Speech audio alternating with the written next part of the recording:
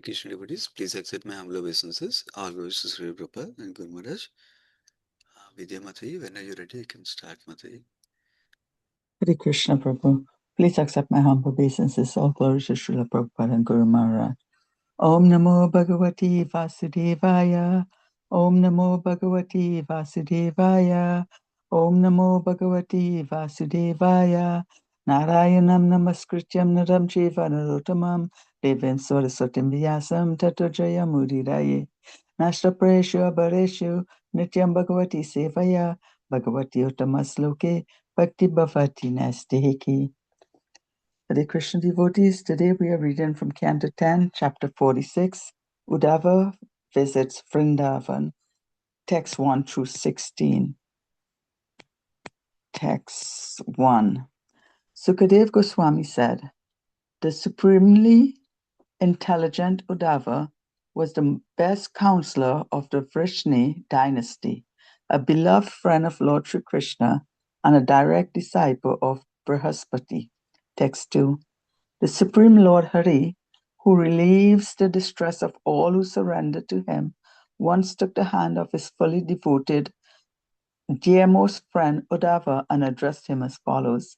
Text 3. Lord Krishna said, Dear gentle Uddhava, go to Vraja and give pleasure to our parents, and also relieve the gopis suffering in separation from me by giving them my message. Text 4. The minds of those gopis are always absorbed in me, and their very lives are ever devoted to me. For my sake, they have abandoned everything related to their bodies, renouncing ordinary happiness in this life, as well as religious duties necessary for such happiness in the next life. I alone am their dearmost beloved and indeed their very self.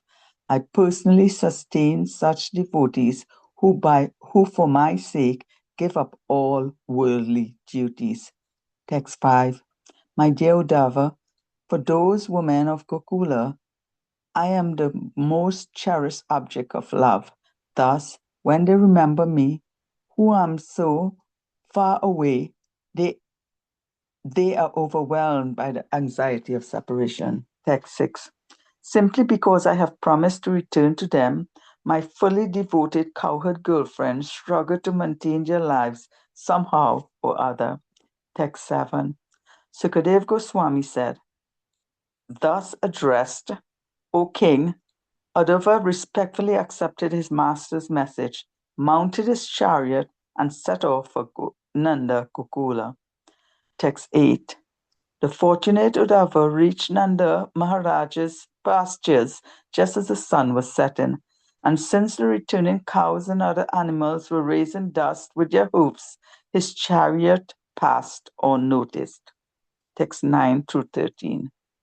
Gokula resounded on all sides with the sounds of bulls in rut fighting with one another for fertile cows, with the mooing of cows burdened by their others, chasing after their calves with the noise of milking and of the white calves jumping here and there, with the loud reverberation of flute playing and with the singing of the all auspicious deeds of Krishna and Balarama by the cowherd men and women, who made the village resplendent with their wonderfully ornamented attire.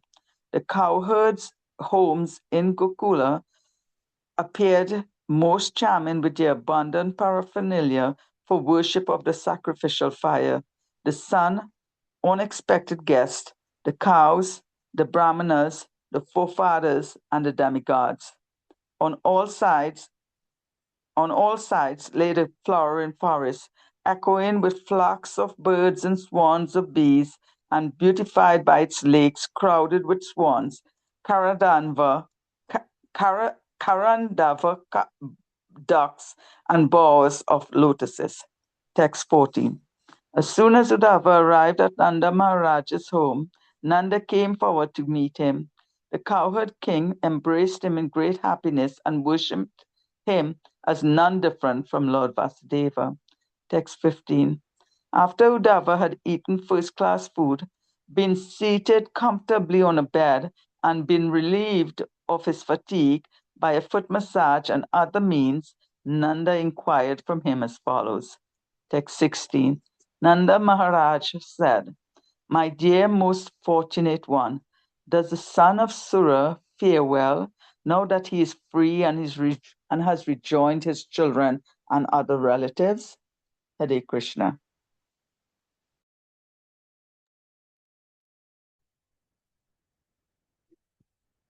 Hare Krishna. Continue with this today's section. It's another wonderful section of Srimad Bhagavatam. I'll briefly offer prayers. ज्ञानाञ्जनशलाकया चक्षुरुन्मिलितं येन तस्मै श्रीगुरुवे नमः नमां विष्णुपदाय कृष्णप्रस्थाय भूतले श्रीमते भक्तिवेदान्त स्वामिनिति नामिने नमस्ते सरस्वती देवे गौरवाणी प्रचारिणे निर्विशेषशून्यवादी पाश्चात्यदेशतारिणे जय श्री कृष्ण चैतन्य प्रभु नित्यानंद श्री अद्वैत गदाधर श्रीवासादि गौर भक्तवृंद हरे Krishna Krishna Krishna Hare Hare Hare Ram Ram Ram Hare Hare.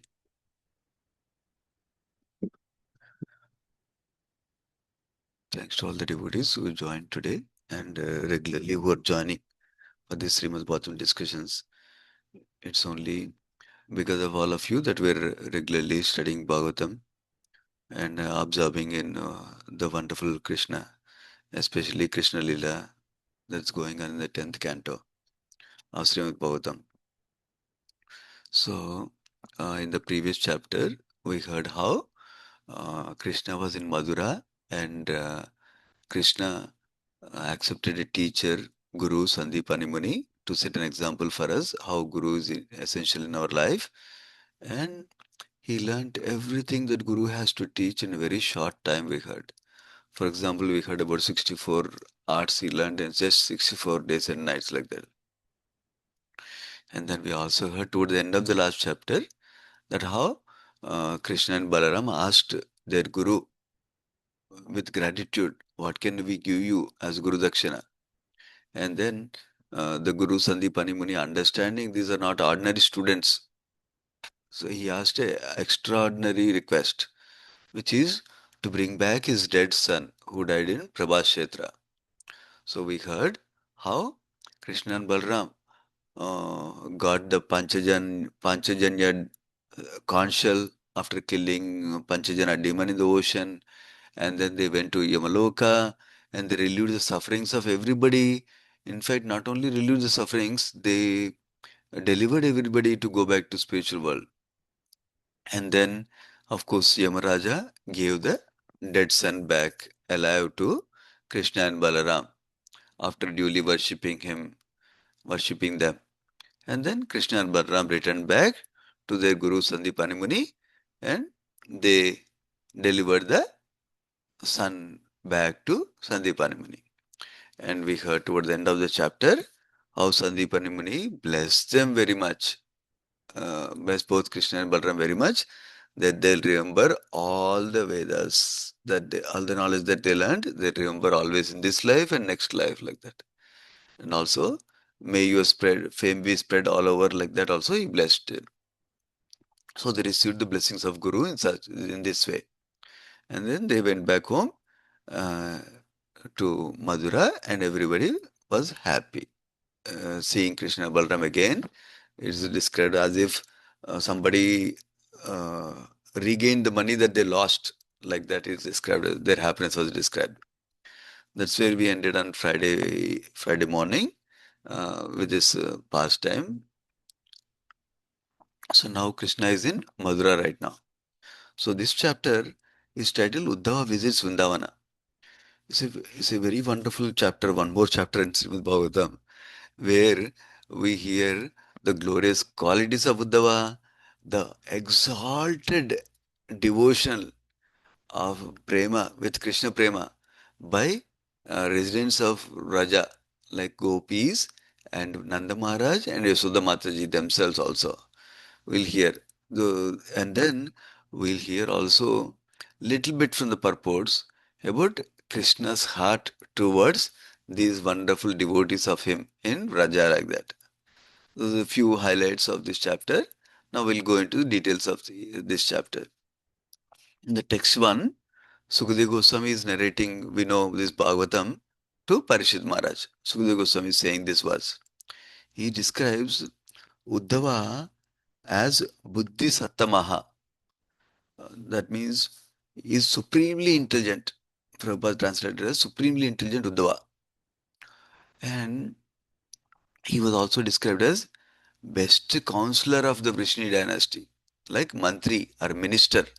Minister means somebody who can give counsel, somebody who can give advice to whoever is the king on the throne, like that.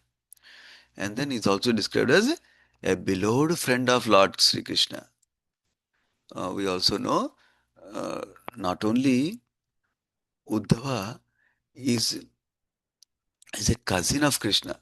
Krishna's father, Uddhava's father are brothers. Krishna's father, we know, is Vasudeva. And then Devabhaga is the father of Uddhava. They're cousins like that. So not only they were cousins in terms of parent relationship, family relationship, but Uddhava used to resemble like Krishna. That means Uddhava in physical appearance looks like Krishna. Number one. Number two, Uddhava is such a close associate to Krishna outside of Vrindavan that he used to wear even the dresses that Krishna gives him. The, the dresses that Krishna used to wear, he gives them as Mahaprasad to Uddhava and he wears them. Even the ornaments that Krishna wears, he uses them also. So, in that way, Uddhama, actually, I heard that among all the devotees of Krishna outside of Vraja, Uddhava is the topmost devotee also. I heard like that from devotees. So such an exalted personality is Uddhava. So we heard about how he is a great counselor, like mantri or minister, and is a nice friend of Krishna. And also we'll hear more about his wonderful qualities and internally and externally.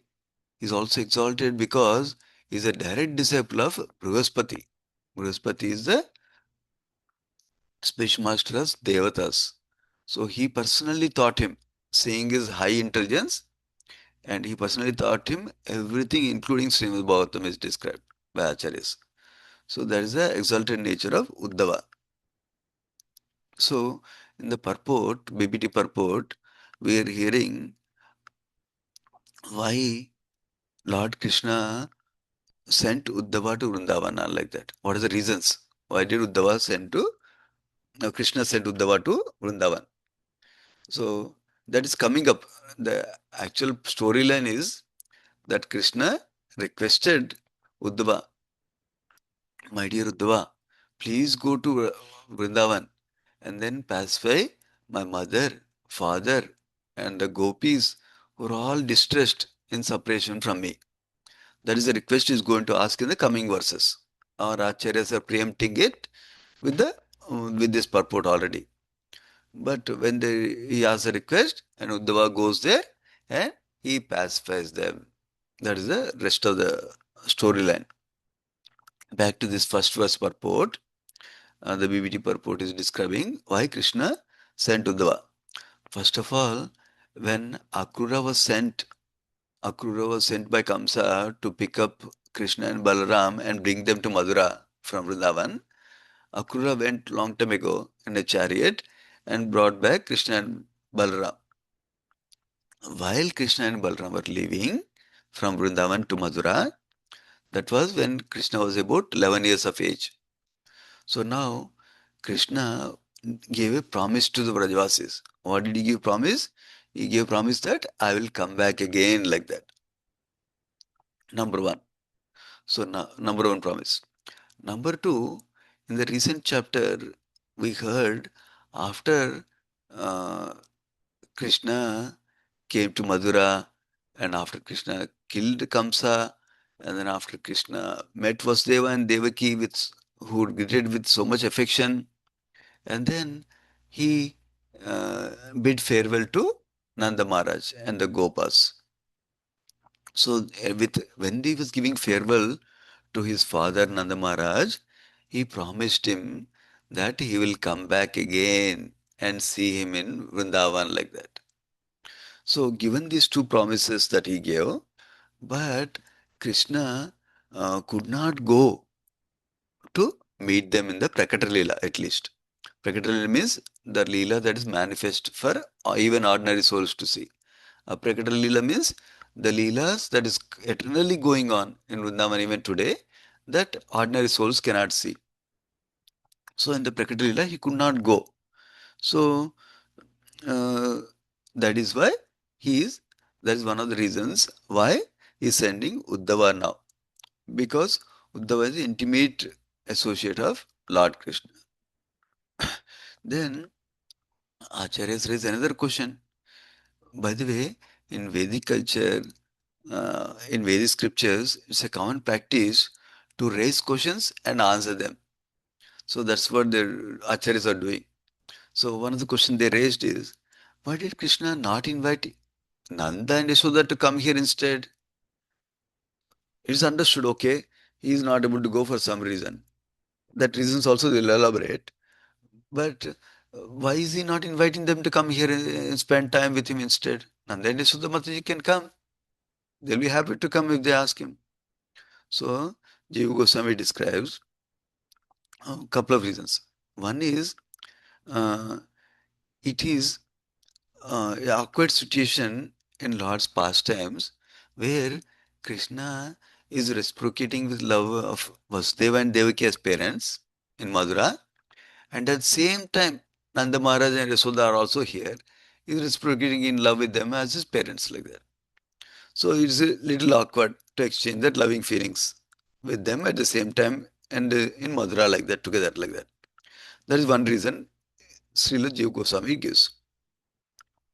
So another reason he gives is that residents of Raja, Vrindavan, like Nanda Maharaj and Yashoda, they're very exalted in their emotions and feelings towards Krishna because they're imbued with Krishna Prema. So in a kingly atmosphere of Madhura, where everything is royal, like a king, they cannot express their love like parents. Oh, they cannot chastise their son. They cannot treat him like their dependent like that. So it's not a, from rasa point of view, to it's not suitable for their Vatsalya Prema also, especially Nanda Maharaj and Yashoda Mataji like that. That is the other reason Srila Jiva Goswami describes. Of course, Acharyas also describe another reason in the commentary. That's not in this purport, but I read it in the commentary. That why did Krishna not go to Vrindavan in Prakata Lila? Because Krishna was focused on protecting two sets of devotees. One is devotees in Braja and devotees in Madhura, both. So, devotees in Madhura were threatened threatened by Jarasandha after Kamsa was killed. He was coming repeatedly to attack Madhura. In fact, we'll see later that is the reason Krishna moved everybody to Dwaraka also. So he wanted to protect Madhuravasis from the enemies while staying with them like that. Number one. Then, second reason is that he wants to not show that he has so much affection for Vrajavasis. Because if he stays in Madhura and goes to Vrindavan, everybody will understand. Oh, Krishna loves Vrajavasis so much like that. So what will enemies do? Enemies may cause harm to Vrajavasis. This is I commonly used to see in the movies and everywhere, right? Like if somebody is enemy to somebody, they'll harm somebody who's very close to them like that.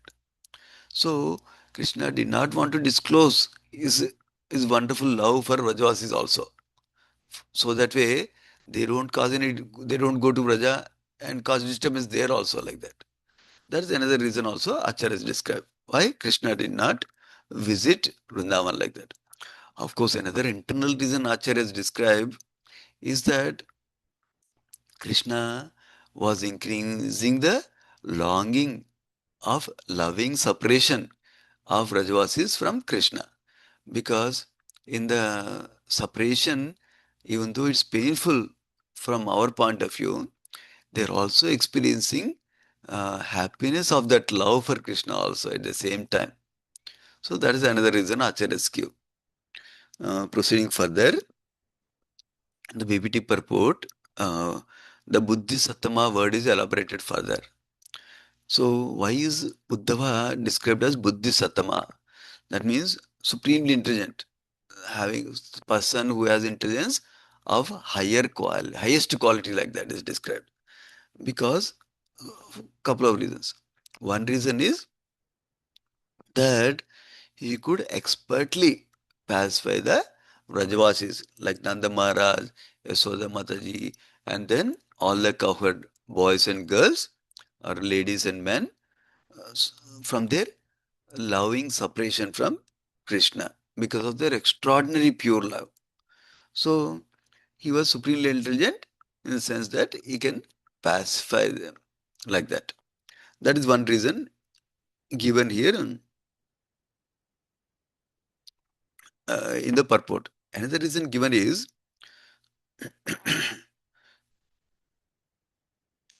yeah, another interesting reason given is very important reason. When Krishna does something, he does it perfectly well with many things accomplished at the same time. So one reason we heard is he can pacify the Brajavasis. Second reason we are hearing is how when Uddhava visits there, he is most capable, most supremely intelligent to experience and understand and appreciate the greatest love that Brajavasis have compared to anybody else outside the Vrindavan like that.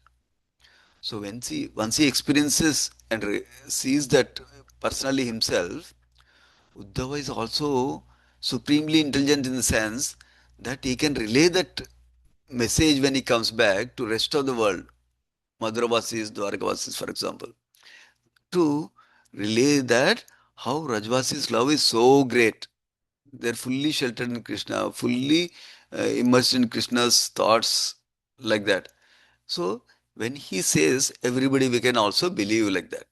Because Uddhava is so great. He can convince everybody also like that. How their love is so great like that. So he wanted to show that also. And the third reason also Acharyas give is, another reason Acharyas give is how Krishna wanted Uddhava to personally experience the love that gopis and Nanda Maharaj and Yasodhi have for him, so that he can go to the next level in his prema to Krishna like that. So there's a few reasons given in this purport. It's a beautiful purport uh, describing Uddhava's qualities and Krishna's intentions in sending Uddhava as his representative to Vrindavan to pacify the Nanda Maharaj, Yasoda Mataji and Brajavasis, other Brajavasis. In text number 2, uh, now we're actually going to the storyline where Krishna is personally requesting Uddhava to go. Krishna personally holds Uddhava's hand in his hand, and then uh, he and is described. Uh, Uddhava is described as dearmost friend here in this verse, and he started to speak to Uddhava. Who is speaking? Krishna is speaking now. All this is being narrated by Sukadeva Goswami to Parishad Maharaj. Krishna addresses him as Soumya, gentle one. Dear gentle Uddhava, go to Braja and give pleasure to our parents and also relieve the gopis suffering in separation from me by giving them my message. So Krishna is sending a message through Uddhava for the two broad purposes. One is to please his parents, and second is to relieve the other gopis also from their suffering due to separation from him like that. So going to the text number 4.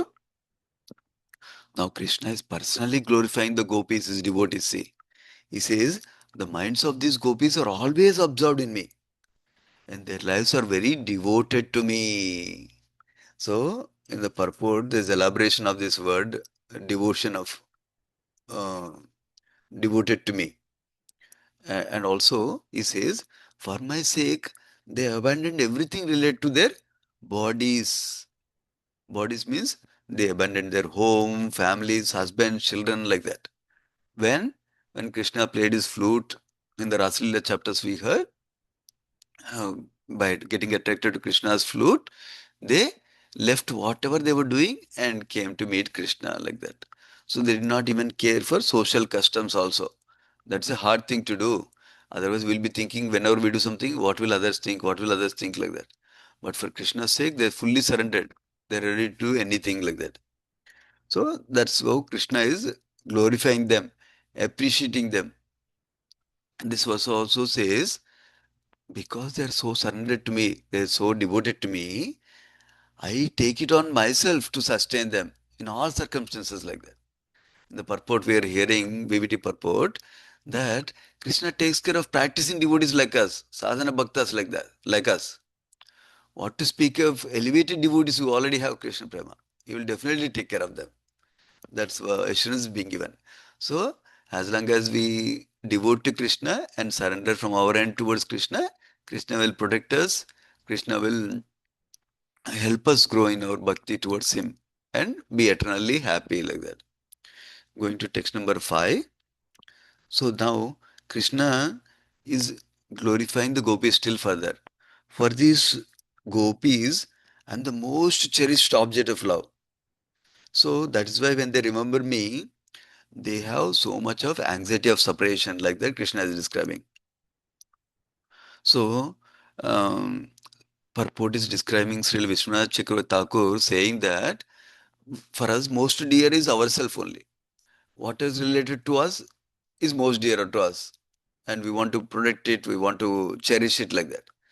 Similarly, actually, for all of us living in it is, whether we realize or not, Krishna is the most dear person in our life. So, but gopis had that realization already. So that's why they were feeling separation and love for Krishna. And they were kept alive by his Krishna's transcendental potency also is described. The next verse, text 6, Krishna describes how come gopis are able to maintain their lives with so much anxiety, so much distress and separation from Krishna? Because Krishna has promised them that I'm going to return. So they don't want to disappoint Krishna. If they do suicide or something and Krishna returns back to associate with them, to see them, to meet them, then Krishna will be disappointed. I came all the way for them. They did not wait for me like that. So they want, see, they're ready to, generally people perform suicide when the suffering and distress that they need to suffer in this life is too much compared to taking life one time. But they're ready to take the distress for a long time, many years, understanding that if Krishna returns back as he promised, you should not feel any distress like that. So that is the nature of love of the exalted gopis that we are hearing here. So now, uh, and another important point in the BBD purport is indicated here is that remember in the verse is described my fully devoted gopis like that verse is describing. So the devotion is such that they're fully dedicated to Krishna. How come? They're already married, they have husbands also, but it's described their husbands only have a feeling, this is my wife like that. They don't touch the wife, they don't engage in ordinary dealings of wife and husband like that. So, and gopis are manifestation of Srimati Radharani, who is the pleasure potency of Krishna herself. So, they're not touched by their husbands and they're dedicated to Krishna like that. Also, we are hearing. In text 7, Sukadeva Goswami is continuing further. Uddhava, after hearing this order from Krishna to take the message to Vrindavan to pacify the Vrajavasis, he immediately mounted on a chariot and he set off to Nanda Gokula as described. Now finally, Uddhava reached Vrindavan while the sun was setting. This is a similar time when Akrura arrived in Vrindavan also. So when Uddhava arrived there, there's a lot of dust in the sky. Why? Because all the so many lakhs of cows, right? So many hundreds of thousands of cows are there. We hear that even Nanda Maharaj himself had 900,000 cows. And all the cows are also going to forest every day morning. And they return back in the every day evening. So when so many cows are returning, the dust goes on the sky from the cows' footprints like that. Cows' feet while they're moving. The hoo is moving, right? Hooves are moving like that in the dust. They raise a lot of dust. In the dust, people could not notice Uddhava's chariot is described in this verse. This particular scene of evening when Krishna, Balaram, and the cowherd boys come back from the forest with the cows and calves and other animals is described beautifully by Acharyas. Even in these verses, Baskudeva Goswami is describing. This particular scene is very attractive to devotees because throughout the day, the gopis, both elderly gopis and young gopis, are waiting for Krishna to return and so that they can have darshan of Krishna again like that. So they are eagerly looking forward to Krishna. And the atmosphere in Vrindavan is also beautiful at this time, like glorified in these verses. How bulls were fighting for the cows, and then cows were moving, and then uh, cows were running after calves to give them milk like that. And then calves were jumping here and there in out of happiness. And then the Krishna was playing flute while returning back, and everybody was singing of the glorious pastimes of Krishna and Balaram. So that's how cowherd men and women pass their time, how they invest their time in glorifying Krishna and Balaram like that. And then, um, yeah, everybody was happy and everybody was prepared to welcome and worship any uninvited guests, atithis, and brahmanas, and forefathers and demigods. Like that also is described. And then all sides the forest was flowering nicely, and then birds were cooing nicely, and then bees were swarming, and then uh, lakes were crowded with swans, ducks, and bunch of lotuses also is described. So you notice one BBD purport lays out one important point. Actually, all the Vrajvasis were fully immersed in distress due to separation of Krishna. But Krishna, with his internal potency, gave this wonderful experience to Uddhava of the uh, glorious appearance of Vrindavan, glorious experience of Vrindavan, like that is described in the this particular verse. We just have a couple of verses. I'll complete soon. So text 14. As soon as Uddhava arrived at Nanda Maharaj's home, Nanda Maharaj was in full in distress, crying for Krishna.